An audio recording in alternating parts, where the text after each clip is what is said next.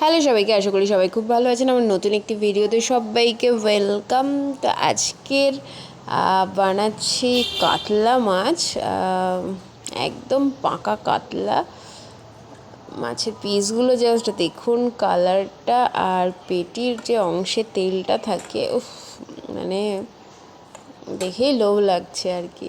তো ভিডিওর লাস্ট অবধি কিন্তু অবশ্যই দেখবেন। আজকে শুধু রান্নার এইটুকুনি ভিডিওই আমি দিচ্ছি আপনাদের জন্য, আর ব্লগ আবার কালকে দেব।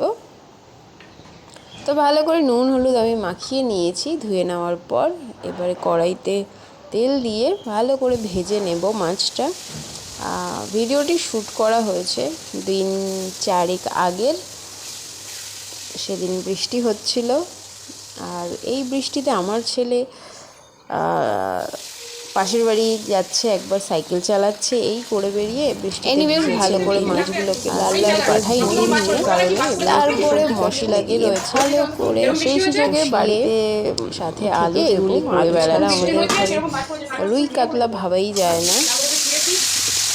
বড় বড় করে আলু কেটে ভেজে নেব হালকা করে, তারপরে আদা, পেঁয়াজ, জিরে, টমেটো আর 2-4 কোয়া রসুন দেবো। যেহেতু কাতলা মাছটা বেশ বড় ছিল সেই জন্য রসুনটা দিলে বেটার আসে।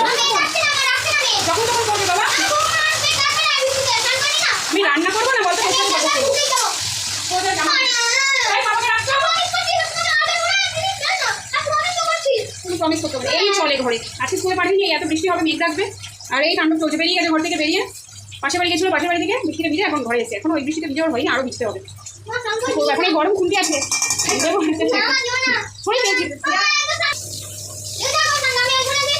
ঠান্ডা লাগলে আমি ডাক্তারবাবুর কাছে নিয়ে গিয়ে ইঞ্জেকশন নিয়ে আসবো। ডাক্তারবাবু বলেছে এবার ইঞ্জেকশন দেবে, জানি